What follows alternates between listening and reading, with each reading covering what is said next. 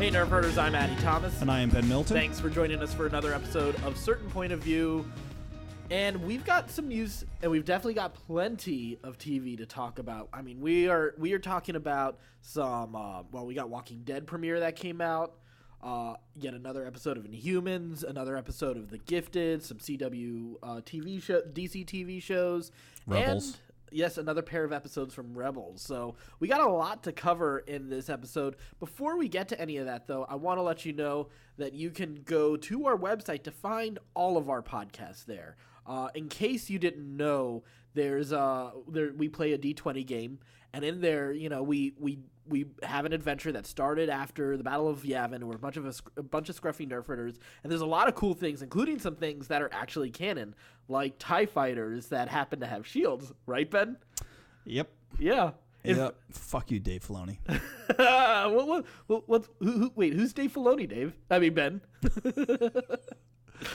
But it was my fantasy that I was interviewing Dave Filoni. Yeah.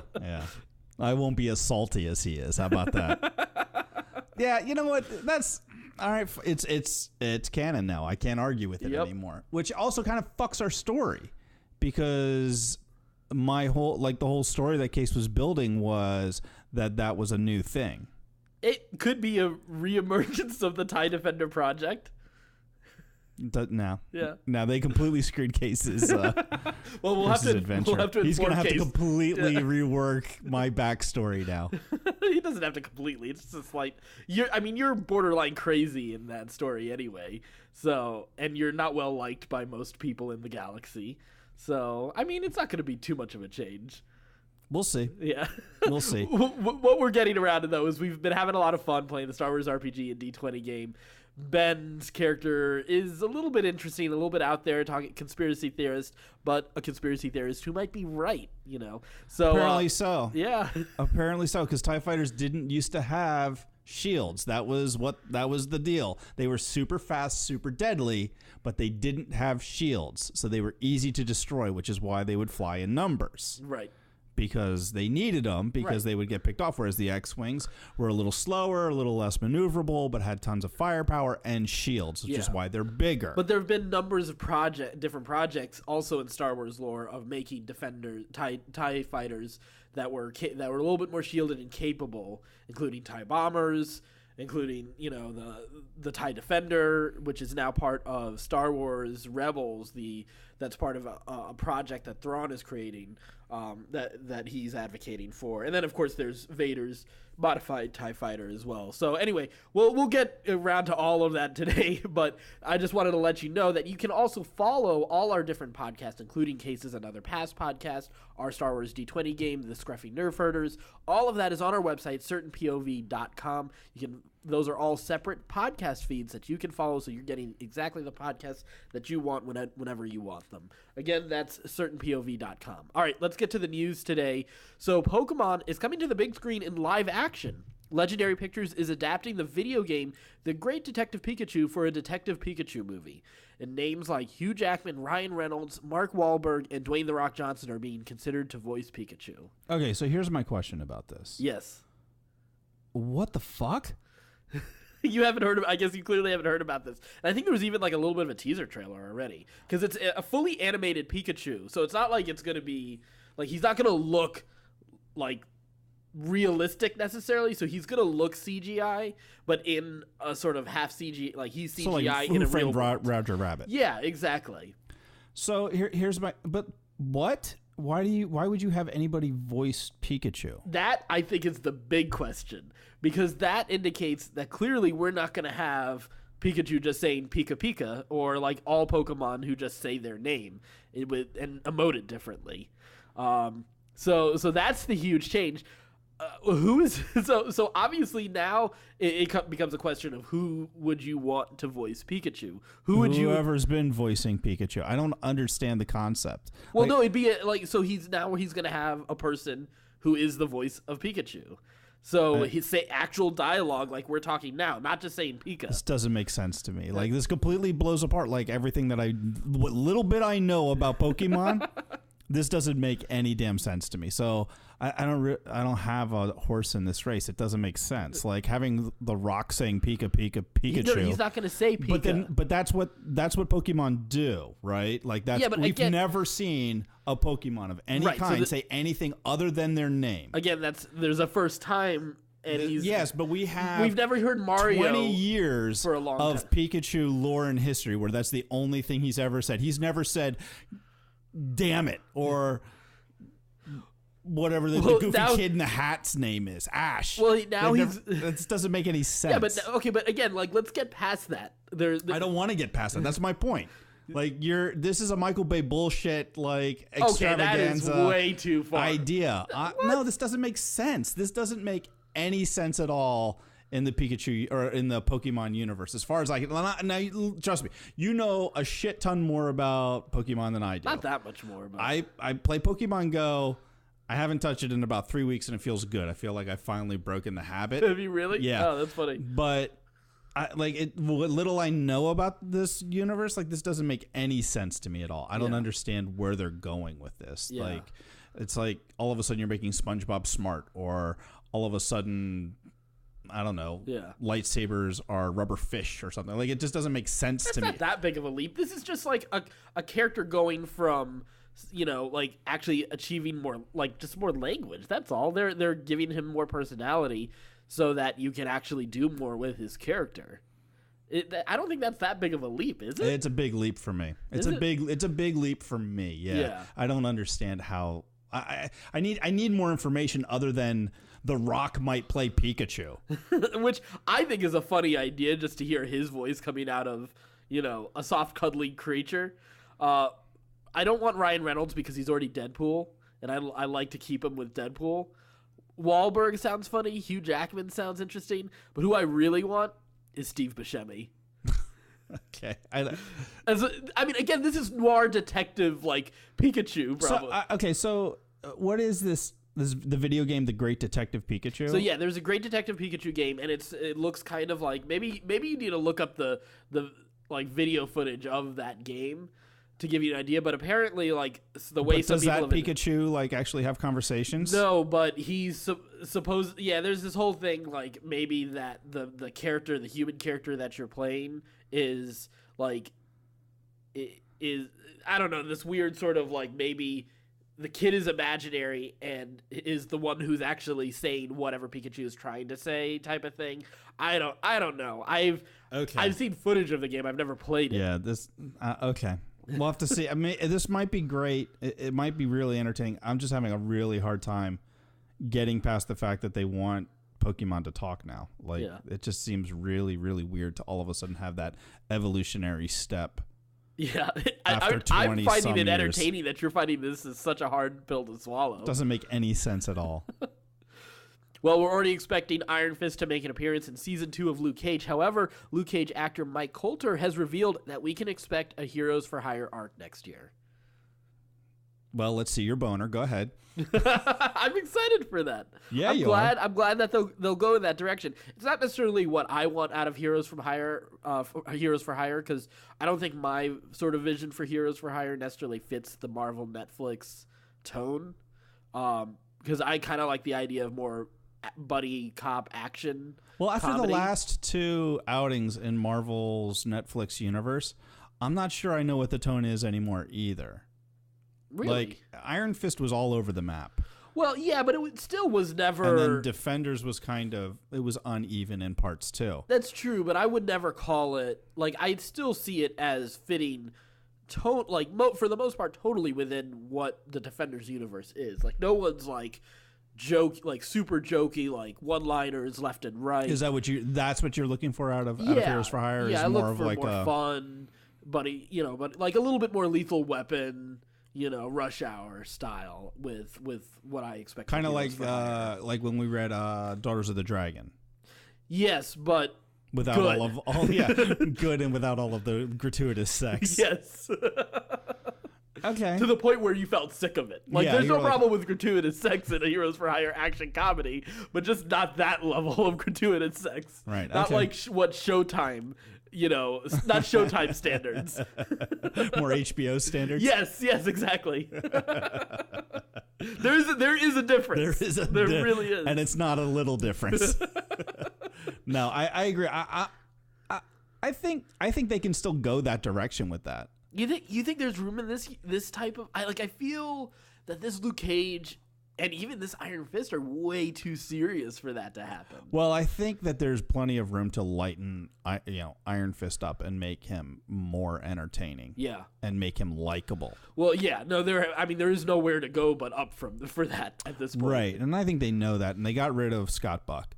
Yes. So I think there's a chance for it to happen. Yeah. It seems like they've got a guy who, from what I read, I don't remember the name of the new showrunner for Iron Fist, but it is a guy who's a little bit more familiar with like kung fu martial arts action type movies and TV shows. Right. So, and those tend to be like a little more swashbuckling, a little more fun. Yeah. Exactly. So action adventure-y type of thing. I think there's a chance for you to be very happy with this. Yeah.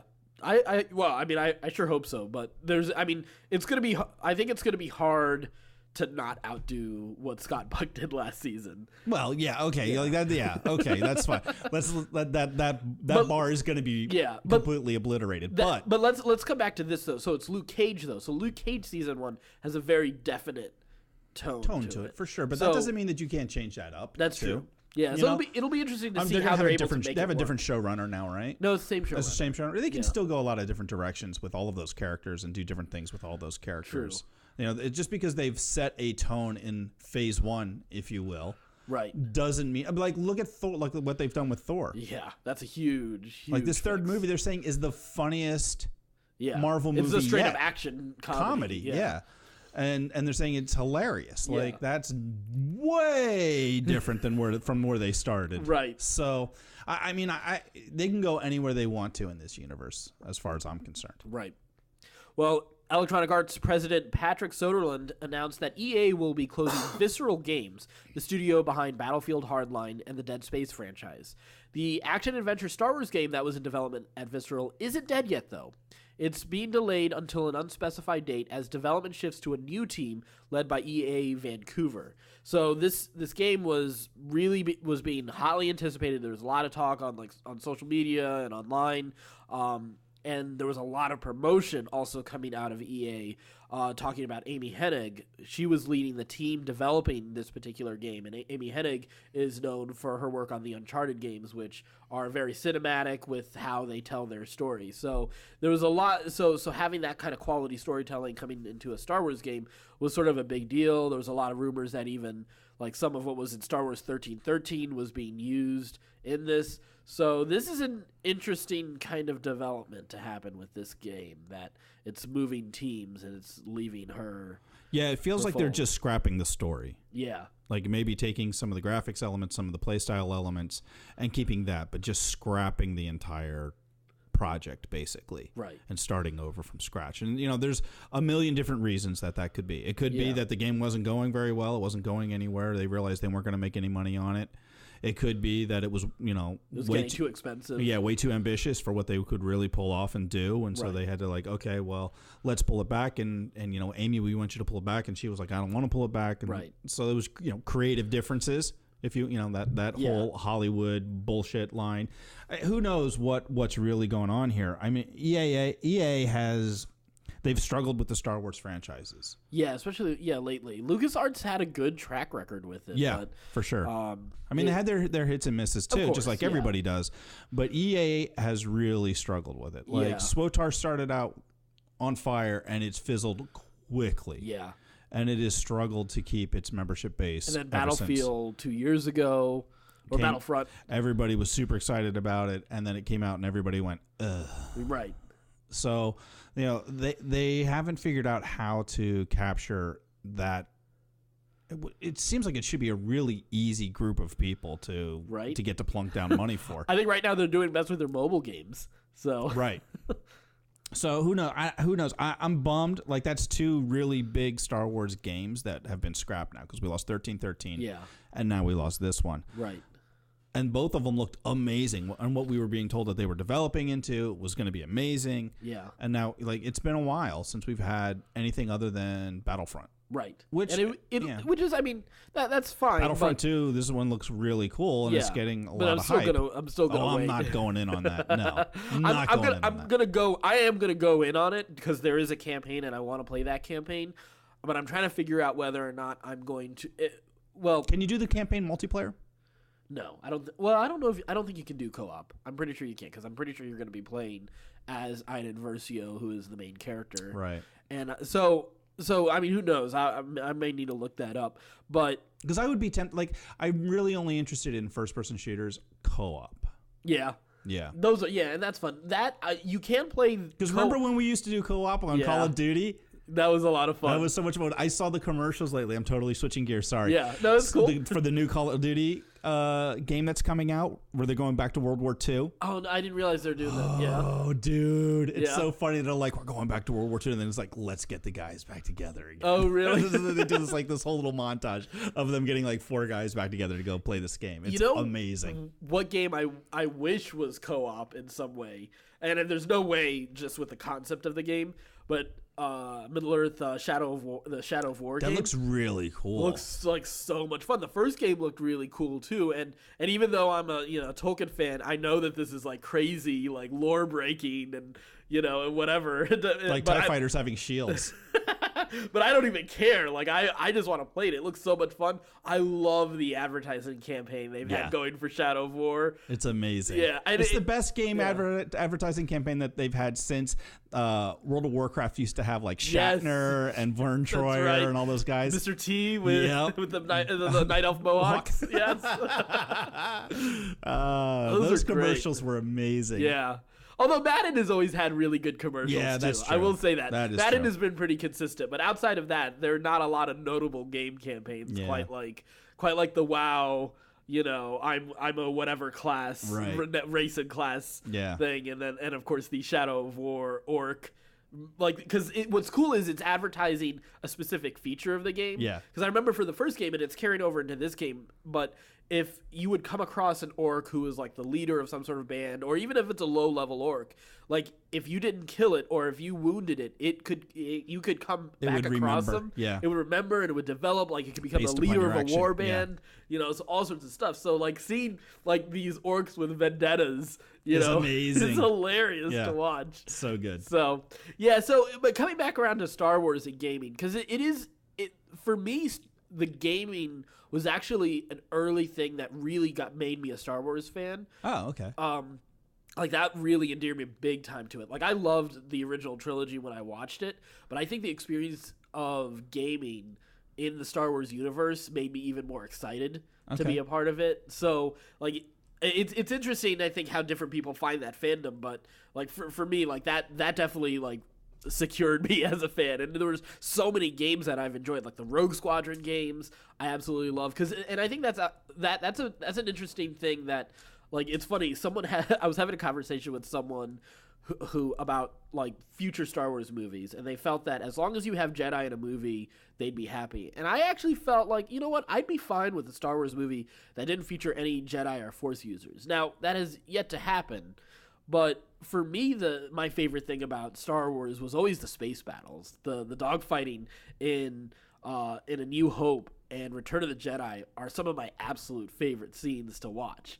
I love the pilots. Because I always loved like air combat games, and Rogue Squadron was my big entry into Star Wars gaming. Okay. And I loved that game. So like for me, like I want to see like big, like X-Wings and A-Wings. Like it was cool seeing X-Wings again in The Force Awakens, but I wanted to see the A-Wings squadron as well, and I wanted to see the Y-Wings go into fly as well. I was missing a little bit of that, like there were other vehicles, new vehicles to add to the mix. But I think that's the cool thing about Star Wars, that from a gaming perspective, I've experienced the Star Wars universe where lightsabers and Jedi didn't matter. Mm-hmm.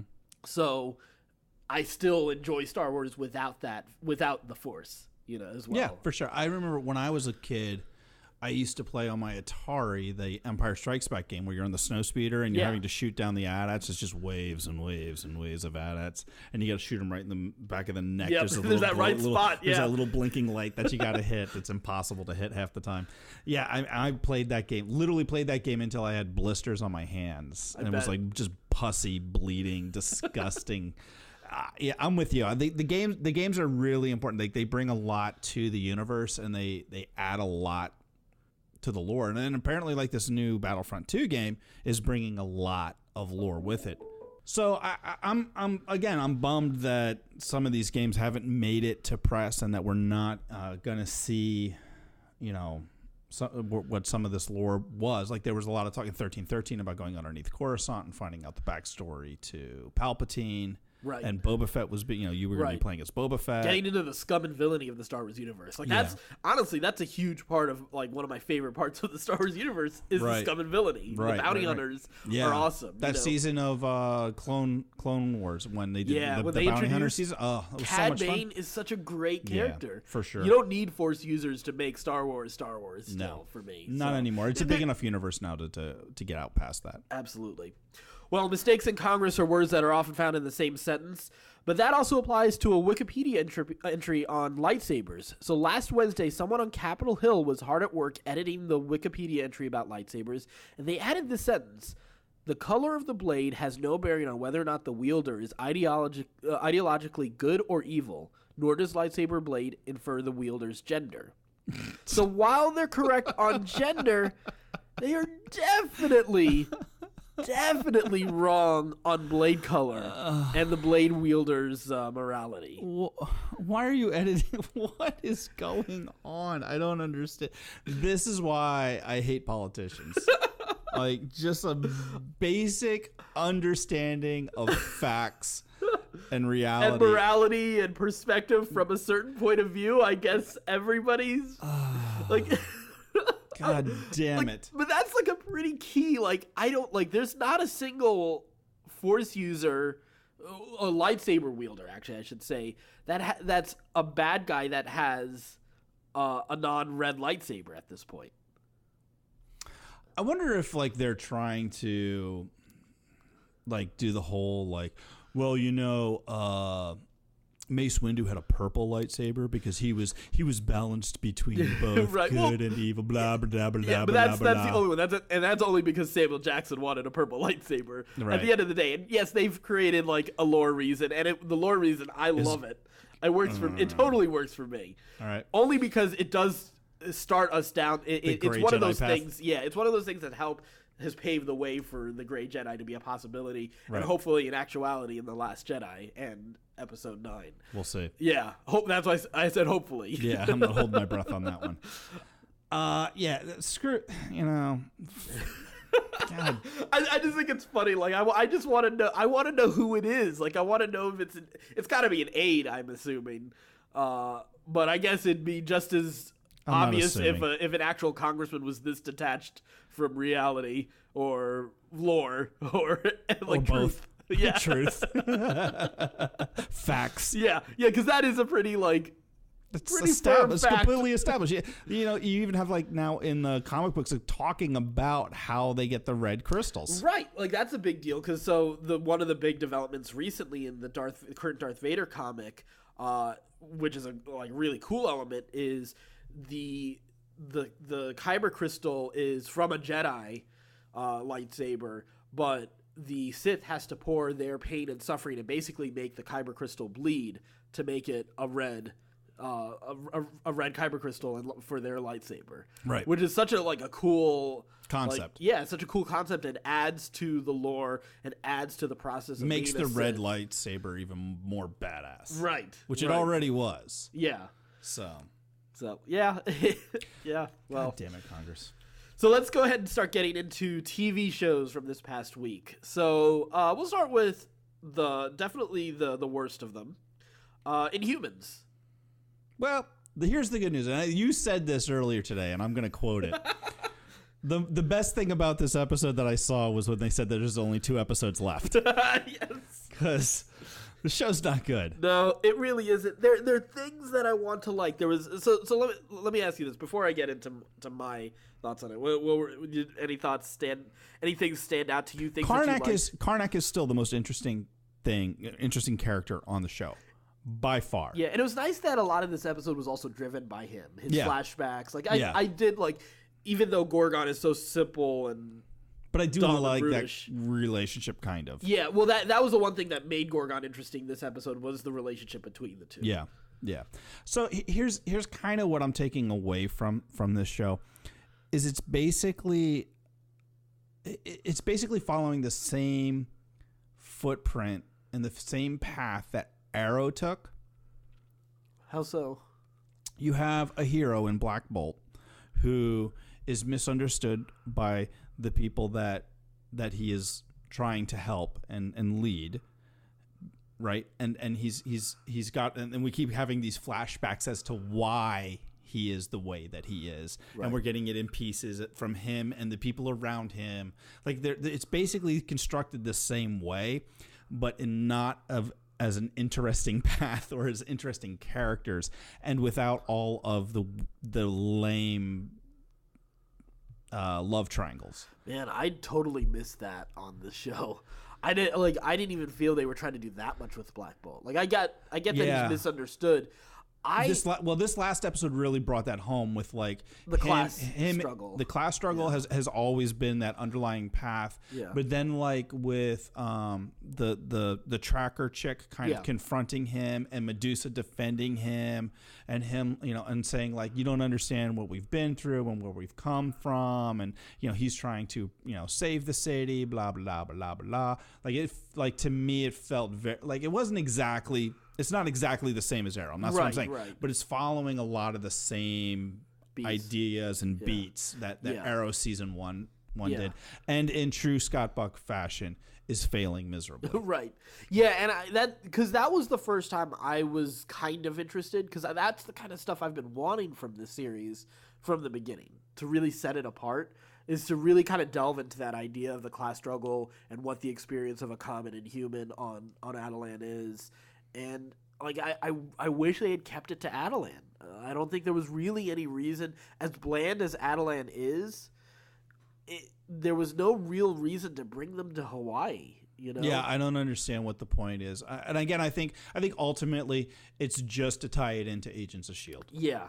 Ultimately, that's all it's there to do. It's just a setup for the next season of Agents of S.H.I.E.L.D. Yeah, and that might very well be the truth. It's just, but man, it's sad that it took this long to get to sort of an interesting idea, but just an idea that I don't think is going to really get any real legs by the time the series ends in the next two episodes. It just there's. I don't see. Yeah, I don't see in the next next two episodes that it's going to really turn around and make me go holy crap. But then again, we did have that big twist, that big change in season 1 of Agents of S.H.I.E.L.D., where we were like, holy crap, like they blew up, just Hydra has been part of S.H.I.E.L.D. all along, blah, blah, blah, blah, blah. That's true, yeah. They could turn this around. But I doubt it. I don't feel like that's coming. Like, I don't think that Thor is going to have that kind of impact on the universe. Yeah. Could be wrong. Could be completely wrong about that. But I also don't feel like Agents of S.H.I.E.L.D. needs that anymore. Honestly, I don't think Agents of S.H.I.E.L.D. and this are going to connect. Oh yeah, it definitely is, because they just because the NASA chick was just like, oh yeah, like my group is actually about to send a bunch of people to the moon. Oh yeah, I guess that's the thing. You see, I kind of thought that Coulson is somewhere further in deep space. See, I'm still going on the theory that Sword has him right now. Well, they gotta start somewhere. They're not going to. Well, I guess if we're hypothesizing that because we know that Captain Marvel is being set in the 90s, right? That somehow Sword has already been established in the 90s, right? That yes, you could have Agents of S.H.I.E.L.D. way out in deep space and kind of have like a Deep Space Nine season. Because it looked like there were secret agents who abducted them. Like guys in suits. Oh, for sure. Yeah. So, yeah. It looked like S.H.I.E.L.D. agents. Yeah. So that's why it's my thought. It makes sense that it's Sword. Yeah. It makes sense that it's Sword. Right. It also makes sense that they're tying it in to send them to the moon to be liaisons for the Inhumans. See, I was thinking they would be liaisons with the Kree. See, I think they're going to be liaisons with the Inhumans to stop a invasion. Yeah, that's definitely a strong possibility as well. So, all right, so let's move on to the Gifted. Definitely, we've been raving about the last 2 episodes. I absolutely loved this episode. A huge fan of Blink. I like what they were kind of doing with trying to figure out the morality of using certain powers. Mm-hmm. And I also like the world build. Like we've talked about it before. I've raved about the world building before. And I'm going to continue raving about it. It's insane that, to me, that this show in some ways is almost too scary, only because of how close to what this world. It feels so much closer to what our world is. It does feel the most realistic of all of the superhero shows. Yeah, it really does. But seeing the way people react to mutants, like this is I like seeing that kind of ground level approach to it, not just like, well, here's Senator Kelly passing an anti-mutant bill. So here's where I diverge with you on this one. In this episode, we had a scene where a bunch of hillbilly racists show up at somebody's house to confront the mutants and pull them out of the house, and they're going to do God knows what with them. Yeah. And then, like, they're all just, like, thrown on their ass with this undeniable power. Yeah. And confronted with the fact that they're way out of their element, Don. Yeah. Like, and they don't bat an eye about it. They're just like, fuck it, we're going after them. Come on, boys, let's get in the truck. Sure. Bullshit. Bullshit. So bullshit. Here's my thing. So this is a world that we've also talked about, like, they've also kind of established already that the mutant Brotherhood and the X-Men have been there, and there have been big fights. Like they've established that this world, like this has existed, and there have been big fights between the two, and people have gotten caught in the crossfire. So people are aware of who mutants are and what they're capable of. So there's an established fear of them. So like sure. Along with like terrorism. What I liked is I didn't feel that these guys were the typical hillbillies. Like there was diversity in this crowd. Like they felt like people who were educated and people that you could know and people that you could even empathize with about this. Yeah, but if so let's use your analogy of a terrorist. Yeah. If somebody shows up wearing or just has an AK-47 in their hands, and you don't, you're outgunned. Yeah. You don't go, come on, let's get him. Let's bum rush him. So here's my thing. But these are people who want to defend their community, and that's fine. But there's an element that it is. You don't think there's enough reason, knowing that these people are on the run and we're trying to hide and protect, that they still wouldn't try. It doesn't mean that they couldn't kill you. Like self-preservation sets in at that point, and I just don't buy. You didn't buy that? It was too like, whatever. You knocked me over, man. You just blew that whole thing up. No big deal. Like whatever. You know what I would have liked to see is some people run away from it, but then some people, or rally, like a rally of some sort. Yeah. But there wasn't any of that. It was just, come on, get in the truck and chase them. Right? Yeah, and that's fair. That's fair. But completely unrealistic. Yeah, it worked for me though. I was fine. I mean, you only have 40 minutes on a TV show to like. Okay, I'll forgive it, but I will say, like, as I was watching, I was like, oh hell no, hell no. It's not everybody would have been like, all right, let's go get them. It's not gonna happen. All right, so we had the Gifted, CWT, the TV shows. So I watched all 4 of these shows. I know you started catching up on some of them. I caught up on Flash, and I caught the first episode of Legends. Okay, we'll get to that in a second. Supergirl. Actually, I thought Supergirl was a good episode this week. They did a little bit of a Martian Manhunter. They had a telekinetic fight. So it was nice to have. It's nice to see like power sets that work against sort of the Superman, Supergirl type of power set. So that was cool to see, and there was like an element of fear also to her powers. So there was definitely a character centric bent to it. So that was nice to see. I think Supergirl is going to be one of those things where there's going to be episodes here and there that really work. and then a lot of them are just not going to. Arrow, big status quo change, because that's what Arrow does all the time, and then it'll change it right back. It'll revert very shortly after.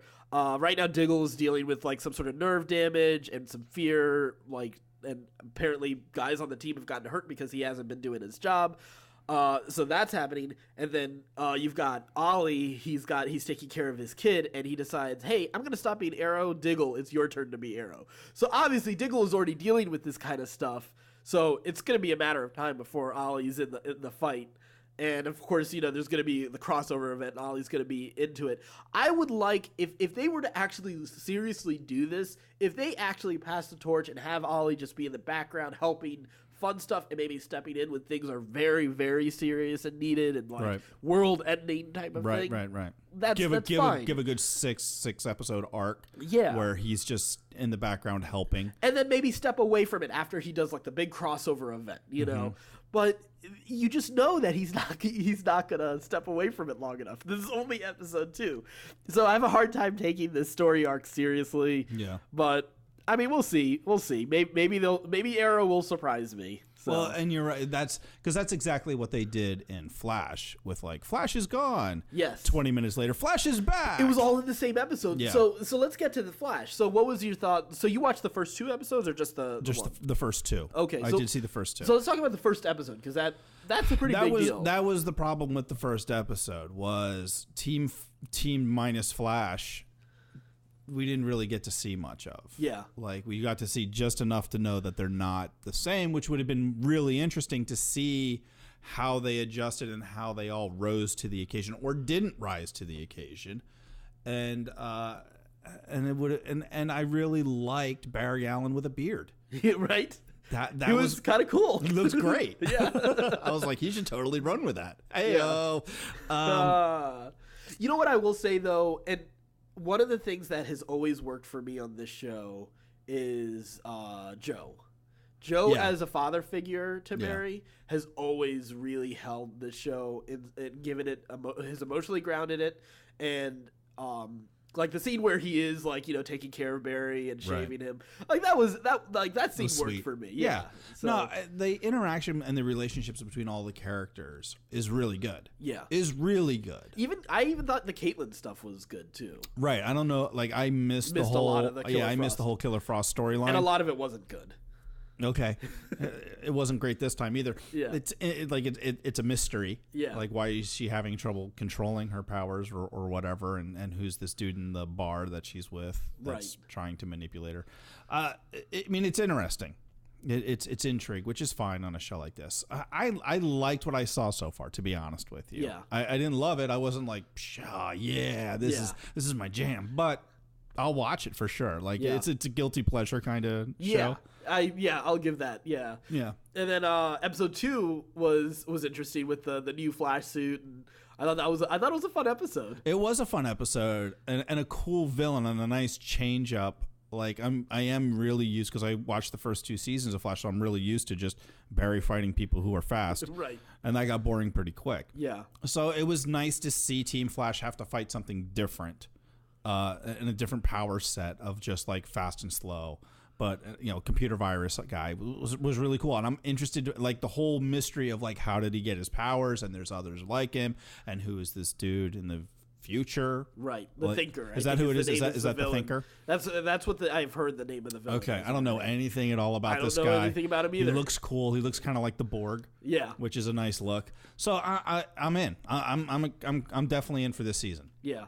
So, Legends of Tomorrow. Oh my God, this show is silly. It really is. This show is ridiculous. It's so bad. It is, but it's so bad it's good. It's great. I love it. I'm glad I'm not the only one. That's one of those things that I'm afraid to share with other people because I'll get judged. Oh my God. This is one of these. This is kind of one of those shows where I'm kind of hoping, or this is one of these episodes where I'm kind of hoping nobody downloads and listens to hear us say how much we like this show. It's so bad. It's so good. So the episode that I saw was them going back in time to meet the the carnival guy, P.T. Barnum. Oh, okay. Oh, did you skip the premiere? I guess so. So you skipped the Julius Caesar it wasn't available. Okay. Oh, that's weird. Yeah. So the episode I saw was the P.T. Barnum episode, which was hilarious. Billy Zane as P.T. Barnum. Right. I was so happy. It was Billy Zane. I was like, it's Billy Zane. I had a total Zoolander flashback. It was great. It was a lot of fun. It was silly. Yeah. Just completely silly. Who's the Steel dude? Who is that? Yeah, that's Citizen Steel. Citizen Steel. Yes, so that's the guy who's the history professor. So, yeah. He's a history professor, and he can turn himself into steel. Well, yeah, he got...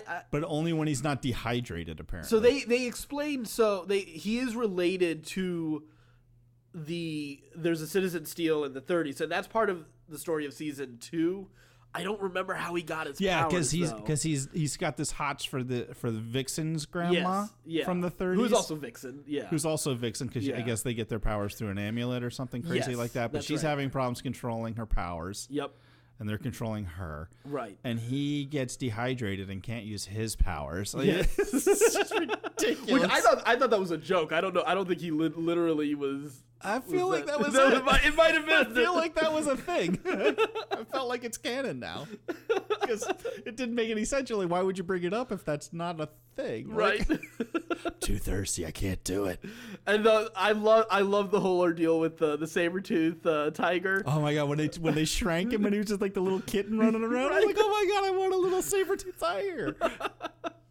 Yeah, I mean it's just such a fun show. It doesn't, like, if you try to think about it, it doesn't hold ridiculous. up. No, but you don't need to. It just Brandon have Routh, fun with it. His innocence, and enthusiasm is so contagious. Yeah, it's so contagious. I love it. He's so great in that role. I think it is worth you going back and watching the first 2 seasons. I probably will. At the this first point. season is the one that I think is a little rougher to get through. It starts finding its feet in the second half of the season.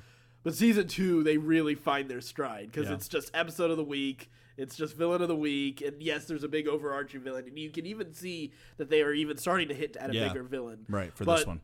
With season 2, they had an absolute blast with the villains, like these 3 super villains working together and hating each other and backbiting. I mean, it's just so much fun. It sounds amazing. I can't. Yeah, there's so much to watch right now. It's going to be a while till I get back to it. Maybe in spring when there's a lull or something like that. I'll try to binge through it. Well, it's also good is there are not that many episodes too for Legends of Tomorrow. Legends of Tomorrow is more of an event series than it is a full. I don't think it's the full 24. You get like episodes. a 16. I think it's 12 something or like 16. that. Yeah. So which is I like that perfect. for that. Yeah, that's perfect. That's all it needs. All right. So Walking Dead season 8 premiere. What are your thoughts? I'm going to let you go as someone who's a little bit more disaffected with The Walking Dead at this point. I'm still disaffected with it. Even Jenny last night was like, Jesus Christ, just shoot him already. He's right there. Like, there's a lot of talking. Yeah. There's a lot of talking, which is fine. You got an hour to kill. Right. It was better than last season. Yeah. It was a little more fun. There's a little bit more action to it. It wasn't just straight up murder porn. Yeah. It was some more character development and a lot, there's some action to it, which was fun. It was a step in the right direction. I still think ultimately for me, I don't care anymore. Yeah. I honestly just stopped caring. So I think any questions that I have for you, you probably just don't care. Maybe. Yeah. Maybe. I mean, I want to. I really want to get back into the show. I really want to have this show with me excited to see week to week. Yeah. Yet last night was good, but it wasn't enough for me to go, oh my God, I can't wait till next week. Which is what I'm hearing from most people. Yeah. I'm still enjoying this show. I don't know if I'm excited week to week necessarily, but I don't remember the last time I was that way about this show, to be honest. It's been a couple seasons. Yeah. But I'm fine with that. I'm enjoying the story. I like Negan a lot. I think he's such a fun character. Yeah. And Jeffrey Dean Morgan is doing a great job. Yeah. I think. Yeah, but that's sort of a controversial thing. Some people definitely don't agree with that. There are a lot of people who don't really like I get him that. as a villain or even his portrayal of this version, because it is also definitely a very censored version of him compared to the comic. If you're bringing that into the picture, and that is. So the purists are having problems because he's not. Some of the purists, I think it's divided everywhere. The purists are divided. The TV show only fans are divided. The ones who I don't see like a real way to define the camp of people who feel one way or the other about this show right now. Which explains why it's kind of slipping in the ratings and not the powerhouse that it once was. And I mean, like, I think, there's usually only really ever 2 really good seasons of a show. And we've already had them. I think so too, and I think sometimes though The Walking Dead is a little full of itself in terms of what it thinks it can do, as far as what characters it thinks it can make interesting, or trying to be sort of pretentious at times. And this episode did, I think, suffer from sort of its like wanting to be too many things at once. Like I'm concerned that this all-out war arc, which has been building up for 2 seasons. They've been building up to this moment, big time. But I feel it's going to be over in half a season. I hope not. I really, really hope not. I hope that they give this sort of fun action war like a full season to really to really embrace it and have fun with it. But there's 2 problems with that. One, it could mean that there's going to be a lot less action here and there, because they got to fill up the time. Right. Or it means that you're going to end up having to cram all of it together, and you're going to miss out on having some like really cool moments in terms of this big war. Pacing in this story pacing in this show has always been an issue. Always been a problem. Yeah. Always been a problem. Like they've always stuck to the slow, character-driven story, followed by action episode, right? Back to story-driven slow episode. Like it's always and had worked that for up a while. And down. Yeah, but it got really predictable and it really got.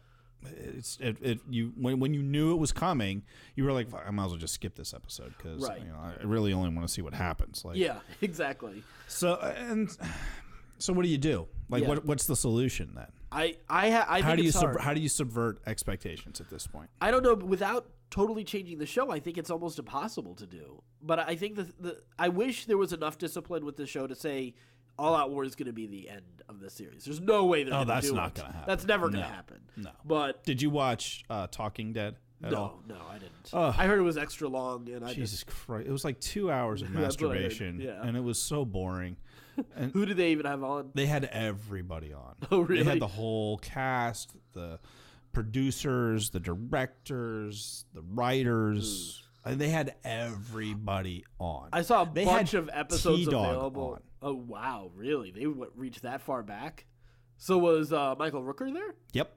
And I was actually one of the high points. Okay, see, that makes me. That was one of the high points because Rooker came out like they asked what's his name, Daryl, whatever his real name is, Norman Reedus. Yeah, they asked him a question about like do you think Daryl would become like his brother, blah blah blah. So he started answering the question. And then Rooker walks in. Yeah. Oh, that's so cool. It was fantastic. It was a really great moment. I might need to watch that section. And Hardwick, to his credit, is like, "It's Mary Poppins, y'all!" Oh, nice. And he was wearing a white barbershop hat with the red band, like from Mary Poppins. It was fantastic. It was fantastic. I love that he's embraced Jenny was that. just like, "What?" I'm if you don't get it, Jenny.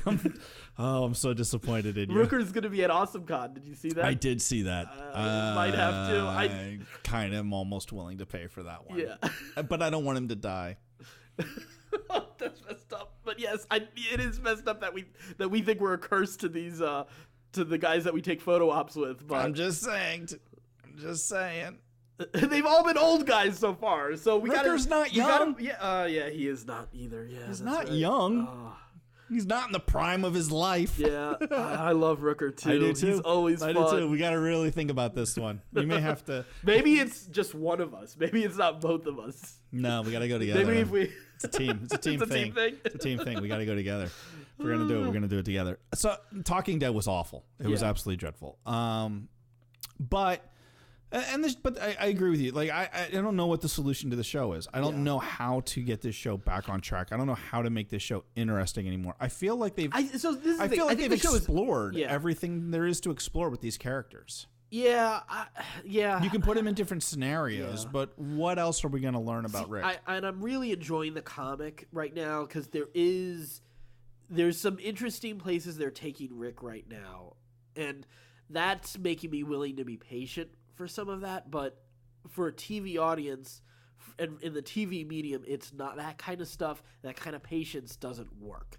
Like, I'll fully admit that really may not be the best way to go. So, I mean, I don't know. I will say I'm a little concerned that, again, that they're jumping already to the end of All Out War. Like, we're seeing these future visions. How long do you think All Out War is really going to last? I think it's going to be mid-season finale. I agree. I think it's done. I think it's done in 4 episodes. Yeah, I think the only possibility is, like, if they stretch it out, which, again, I don't think they will, is where I would put it is where the counterattack where again, spoilers.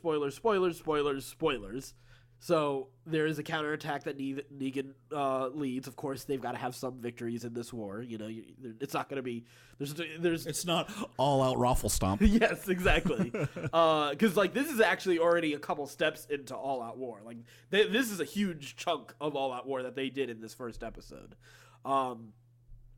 But Negan's counterattack, and he destroys Alexandria. He burns it pretty much to the ground. They have to rebuild eventually later on, but that's where I would place the mid-season finale. And skirmishes all over the place, and doubting whether or not this person is really helping them or not. Like Dwight is a big part of that. Right.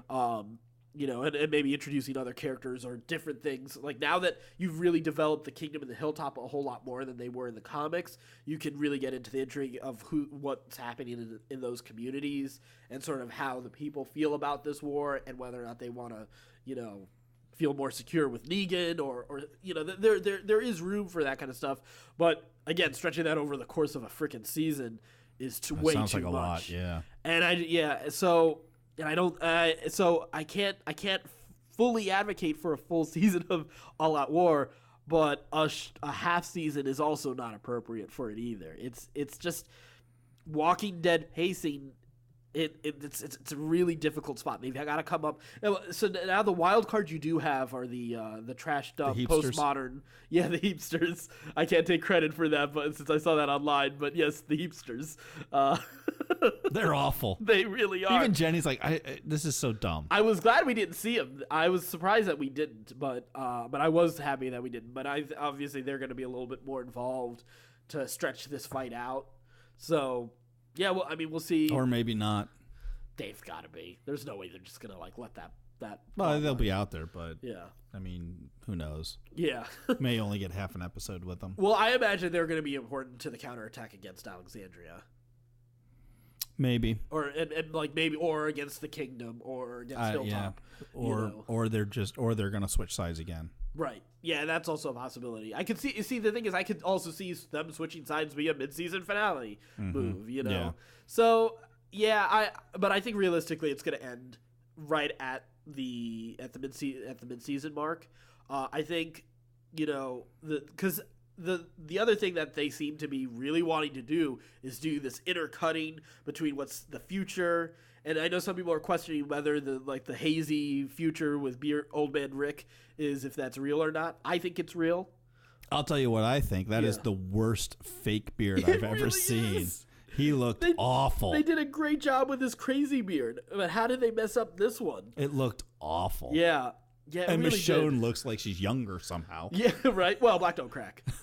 Come on. And that's exactly what she said last night in Talking Dead when they brought it up. Oh, really? Yes. Oh, well, I mean, but Black don't crack. I mean, come on. That's true. I guess apparently so. It ages backwards. She's like Benjamin Button. Doesn't make any sense. Have you never watched have you not seen how the Def Jam comics have aged? Well, most of them are dead. Not all of them. Bernie Mac? Well, yes, Bernie Mac. Martin almost died. Martin almost died, but he still looks pretty good. He looks pretty good for almost dead. It's been 25 years, man. But yeah, so yeah, black don't crack. That's the important thing to take away from That's what I learned. Then yeah, so I don't know. Walking Dead is such a weird show to talk about the last couple seasons. It's run its course. It's it's not must see TV. It's good TV, but it's not must see TV for me. I will stay on until the ship is sunk. Oh, Jenny is. I mean, Jenny's gonna make me watch it because it's zombies, right? And she's obsessed. So I'm in. Yeah, whether I want to or not. All right, so then we have Star Wars Rebels. So we had some additional building going in, like a little bit of a crossover with Rogue One. We had Saw Gerrera show up. And this was the kind of stuff that I really loved about Rogue One, sort of the nature of the Rebel Alliance and the different factions within it, and the morality and thought process of the different factions within it. That was a big part of why I absolutely loved Rogue One. What are your thoughts on it, especially as this was so much better than Rogue One? Yeah. Because it actually had that stuff in it. Yeah. Instead of just alluding to it like Rogue One did. Like when Saw Gerrera pops up as a giant head and just starts laying into Mon Mothma. Yeah. Oh, that was amazing. Yeah. That was great drama. Like that was really interesting. And you really got to see the thought process between the two different factions there. How much of that do you also have to give some credit to knowing what the events of Rogue One are like in terms of, so we know that the battle against Thrawn at the end of season 3 was like the first time they tried a big big united attack with the Rebel Alliance, and the next time that happens is the Battle of Scarif. And so that's why that decision for Mon Mothma to commit to Scarif the way she did is such a big deal. Does that have, like, retrospectively any sort of impact on the story that we're watching now with Rebels for you? No. Because I still kind of got, you got that feeling that, I mean, because they were still hoping to make something work with the Senate. Yeah. They said that in Rogue One. In Rogue One. Yeah, like, it didn't really add, it added a little nuance to it, but not enough where I was like, man, now it really makes sense. Yeah. Like it made sense before. It was just a little flat for me. Like because you didn't have like a moment like this, like a real tension moment for Mon Mothma, facing off against Saw Gerrera, and to have that they had like that debate where Jin's like, no, we have to go now, and everybody's like, I don't want to go now. Like, okay. I think and as much as I love Rogue One, I think Rogue One did a lot more telling than showing. Yeah. And I think this episode did a great job of showing. Yes. Because you having to make the decision between destroying the giant kyber crystal versus saving the civilians was really sort of a really interesting way to kind of like contrast the two. The philosophies as far as like what is the nature of sort of this Rebel Alliance versus sort of the guerrilla warfare that Gerrera is in favor of. So it takes a lot of like real world issues as well and brings them into an interesting discussion. So I was definitely a fan of that, and I definitely think it helps that again they showed instead of just telling. Yeah, for sure. And I was disappointed not to see Gerrera injured in some way, so that we start to see like why is he so badly damaged when we finally see him not too far into the future. Right. Right? Like, how did he's lost his leg. He's breathing with an apparatus. Yeah. He's half mad. Like, he wasn't any of these things in this episode. So I was disappointed to not have some of that backstory filled in. Yeah, that's true. Yeah, I hope this is the last we've seen of Saw Gerrera. I have a feeling it's probably going to be it. Like, I think this is sort of wrapping up Saw Gerrera's, in the way that I also think the Mandalorian story from previous week is like I'm assuming that's going to be the last we see of the Mandalorians with Star Wars Rebels and that whole story of like taking back Mandalore. I mean, they could surprise us, but I don't expect that. I think there's a lot of other stories for them to wrap up in Star Wars Rebels. Like, you definitely have to wrap up like what are the fates of Phoenix Squadron and that crew. Everyone but Hera and Chopper are the only ones we know are going to make it to pass this. Yeah. So, are going to be on Yavin 4 at the during Rogue One. So, who knows who's still around at that point. I'd be fine if they killed all the rest of them. Yeah. Honestly. I think they've all earned that place. I have my thought is Ezra is going to end up stepping away from the fight, but the others are probably going to go. Continue on. No, I think they'll die. Oh, they'll die. I don't think Zeb will. I think Zeb will continue on. He'll be able to go back to where his homeworld is. Lasat. Yeah, homeworld. New homeworld. Mm-hmm. I'd be fine with that too. I think he's a warrior who's kind of served all right, I'm fine with that. And I also hope that Rex makes it out of this alive because we know he does because he makes it to Jedi. Well, Filoni is being a little bit more. Of course, he's being evasive, but we all know what it is. We all know, right? We all know. But my hope is that really is Rex. That is Rex. Outside the bunker in Return of the Jedi. Of course, it's Rex. They even draw him that way, right? To not have him be Rex. Like, come on. Yeah. No, those clone troopers really gained a lot of weight. All right. There's almost a different body and facial structure. It's a completely different person. Like they age fast and they don't age well. Right. And they all age the same way in terms of body structure. Apparently, really weird. Oh yeah. So I'm absolutely loving Rebels right now. I can't wait till next week. I went ahead and just bought the season pass on Amazon because I was trying to watch it a whole bunch of different ways. Like I tried subscribing to Sling for it, but you can't DVR any Disney-owned channels. Oh, because they're trying to do their own. Yeah, well, but you can't even DVR thing. ESPN. Like, so if you wanted to record Monday Night Football and watch it later, if you were that kind of person, weirdo. or whatever, like or anything on ABC, you can't record, Yeah. So that was kind of annoying. I tried your Verizon account, but apparently they put the first episode on twice. The second episode wasn't available. Oh, it was this afternoon. It was. I guess someone caught it and fixed it. But I went ahead and just subscribed on Amazon because it's available instantly. Yeah. So cool. But So coming up this week, this Friday, we're getting Stranger Things season 2. That's the big. Are you excited about this? I'm looking forward to it, but I'm not excited. I'm not gonna watch it Friday. I may watch a couple episodes Friday with Jenny. I'm not gonna go hardcore into it. I didn't love the first season enough that I was like, yeah, this is amazing. If I have a slow work day, then I will put it on. Yeah. And I don't have any other shows to catch up on. Mm-hmm.